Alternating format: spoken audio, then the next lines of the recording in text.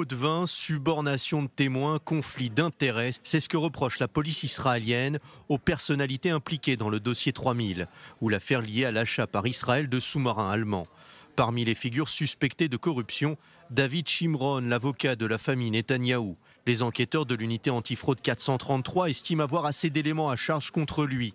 Mickey Ganor, le représentant du groupe sidérurgique allemand ThyssenKrupp, aurait demandé à son ami David Shimron de traiter directement avec le président de la banque du Crédit Suisse sur un contrat estimé à 100 millions de dollars. Raison de ce remplacement volontaire, un conflit d'intérêts entre Mickey Ganor et le responsable de la banque helvète. En échange, David Shimron aurait reçu la somme de 270 000 shekels offerte par le représentant du groupe industriel. D'autres figures proches du Premier ministre sont concernées par les recommandations de la police. C'est le cas d'Avriel Bar Yosef. Le responsable adjoint des bureaux à la sécurité nationale aurait proposé à Mickey Ganor de se faire passer pour le responsable de ThyssenKrupp en Israël. En échange, il aurait reçu une importante rétribution financière. Impliqué aussi dans cette affaire, Yitzhak Molcho.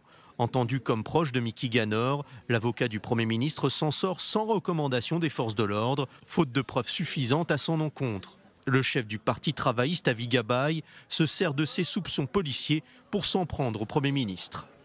Le vol de financement accordé à l'appareil de défense équivaut à un acte de traîtrise envers l'État d'Israël. Cet argent aurait pu servir à acheter de nouveaux tanks pour nos soldats. Si le Premier ministre était au courant de cette corruption, il doit démissionner. C'est désormais au bureau du procureur de l'État d'éplucher les recommandations émises par la police. Les services dirigés par l'avocat Shai Nitzan décideront ou non de l'ouverture d'une procédure judiciaire.